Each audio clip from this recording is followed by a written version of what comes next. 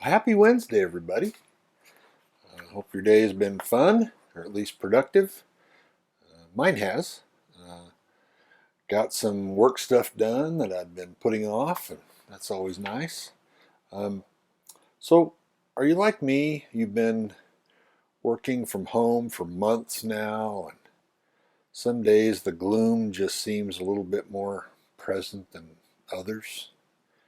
Um, I don't know, maybe I was feeling some of that uh, gloom today because I've selected for first pages the novel Failsafe, which I read in high school. It's a 1962 novel about a U.S. bomber that mistakenly gets the go-ahead to drop its nuclear payload on a Soviet target in the panicked efforts by both the U.S. and Soviet leaders to avert disaster. The book was adapted into a film by director Sidney Lumet in 1964, and it remains, I think, one of the most sober and sobering Cold War thrillers ever. Henry Fonda plays the president. If you haven't seen it, you should. It really holds up. My memory of the book is that it's really good too. Just a really gripping narrative. So here then is the first page or so of Failsafe by Eugene Burdick and Harvey Wheeler. Peter Buck walked up to the N Street entrance of the White House. It was one of the hard, deceptive crystal days of early spring. The obelisk of the Washington Monument was white and glittering. Tourists hurried rather than shuffled past the White House. Official limousines went by with their windows rolled up and their backseat occupants thumbing through papers, their Chesterfield collars up. The air was marvelously clear and full of sun, but it was cold. Often Buck had the desire to mingle with crowds, to wander down the mall, to loiter in the Smithsonian, actually to visit the Capitol and sit in the Senate gallery, to visit the Supreme Court on Monday when decisions were rendered, to regain the innocence he had felt years ago when he first came to Washington. With a soft poignancy, Buck realized he had become a new victim of an old malady. He saw less of his city than the tourist. But today he was glad to reach the White House sentry box and looked forward to his warm, steam-heated office. The pot was on duty in the small wooden guardhouse. The pot was a thin, wiry man, but 16 years of White House guard duty had given him a hard, round belly. He never exercised, but by some odd law of physiology and his arms and face remained skinny. Looking out the window of the sentry box, he seemed a frail and almost undernourished figure. The moment he stepped outside, the impression vanished. He looked precisely as if he had swallowed an ancient cannonball. Buck did not know his real name.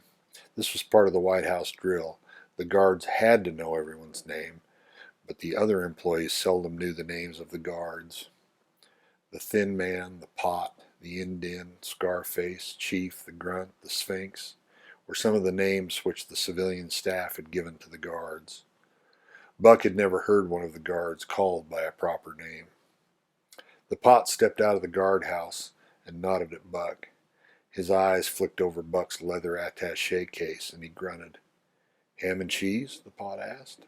"Wrong," Buck said and grinned. He opened the attaché case. It contained 2 apples, a carton of yogurt, and a chicken leg wrapped in wax paper. "Pay up." The Pot reached into his pocket and took out a nickel. He dropped it in Buck's hand. "Okay, I lose today," the Pot said. "You know where we stand now, Mr. Buck? After 932 bets, I have won 501, and you have won 431. What do you think that means?" "Who knows," Buck said. He smiled at the Pot and walked on. But the Pot's question irritated him. For over 3 years he and the Pot had had this small running bet. It was uncanny how the Pot could estimate when Buck was picking up weight and would start to bring a reducing lunch to the White House. Long ago they had jokingly established categories of food, and the Pot would guess what Buck had in his lunch box. Gradually it had hardened into a bet, had become somewhat serious, and finally a major part of the day for each of them. Today was the first time that the pot had lost a bet in almost a week. In his efforts to deceive the pot, Buck had become very ingenious in his preparation of lunches.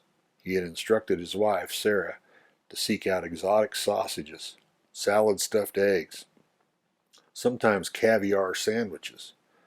Once as a joke he had even gone to one of the more expensive delicatessen stores in Washington and purchased a small can of kangaroo meat.